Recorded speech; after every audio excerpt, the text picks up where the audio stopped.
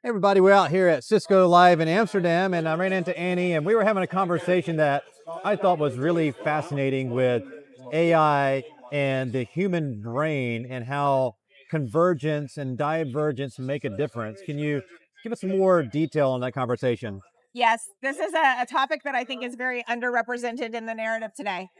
So, if we think about what AI does and what it doesn't do, what it does well and what it doesn't do well, and what the pipeline is for what it will do, we think about how AI synthesizes things. It converges information into a way that we can act upon it. So, we look at the DIKW pyramid as the data, information, knowledge, wisdom. So, the term knowledge workers came from the DIKW pyramid. The first layer of computation took data and turned it into information. And now we've had knowledge workers that take information and add context to it. And then the wisdom part of what we did was actually supposed to take knowledge and add and determine the best path forward. So it wasn't just what choices do we have, but it would answer the question, what should we do? And so that was always human workers would take the information, synthesize it into the actions, and then take the actions. So what's happened is artificial intelligence is taking over some of that knowledge layer. And there are different impacts to the future of work. One of the impacts is people who are convergent thinkers, where they're really good at taking a lot of information and synthesizing it and providing knowledge, like engineers, for instance, being able to understand code, being able to fix things, being able to provide things. If they're a mathematician and they're able to do calculations and convergent work, project management, executive assistants. There's certain roles that are being really impacted right now by artificial intelligence. Convergent people who are extra, like superpower, engineers, superpower is convergence. What they're going to see is they're going to see an impact because that's what AI is really, really good at.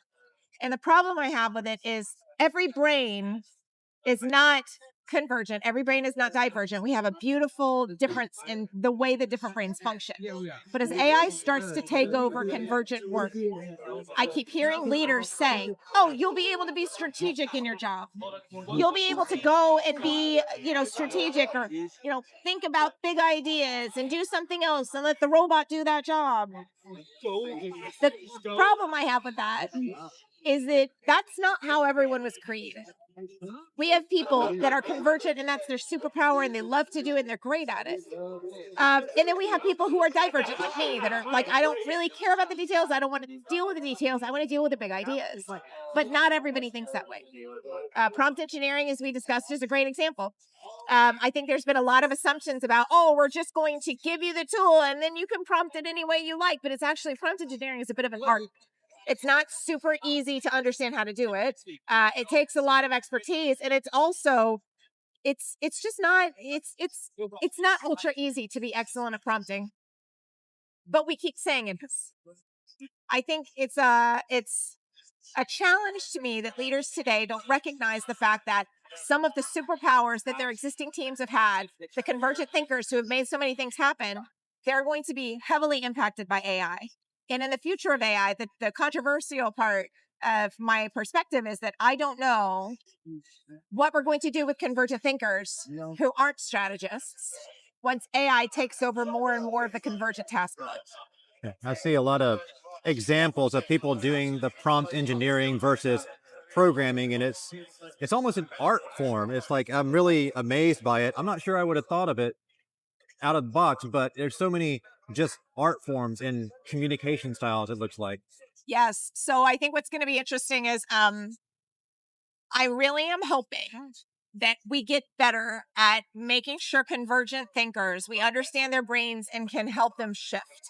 Right now, it feels like everyone is expecting them to be somebody they're not, and it's not giving them a toolkit. Like you haven't been given the right toolkit to be really, really good at prompt engineering, for instance. You're like, wow, I wouldn't have thought about that. That's great.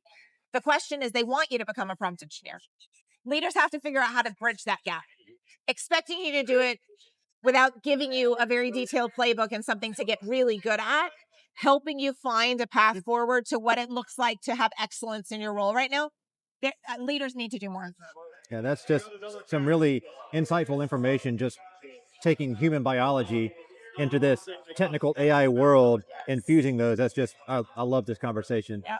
Awesome. So if I wanted to kind of keep up with some of the trends or just the analysis, there's resources that you have available that you mentioned before. Can you give us some more of that? I have a brand new resource, actually. So one is they can follow me because follow me on LinkedIn because I'm talking about this all the time.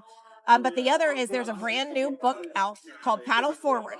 It's a book about teaming with artificial intelligence. And the reason it's really, really cool is that it talks about people who are convergent thinkers and what is their role as you go into the AI era. It's something that I just started reading last week. Highly recommend it. And I think for any leader, any technologist, I think they'll learn a lot from it, but also practitioners, they can try to find their footing a little bit.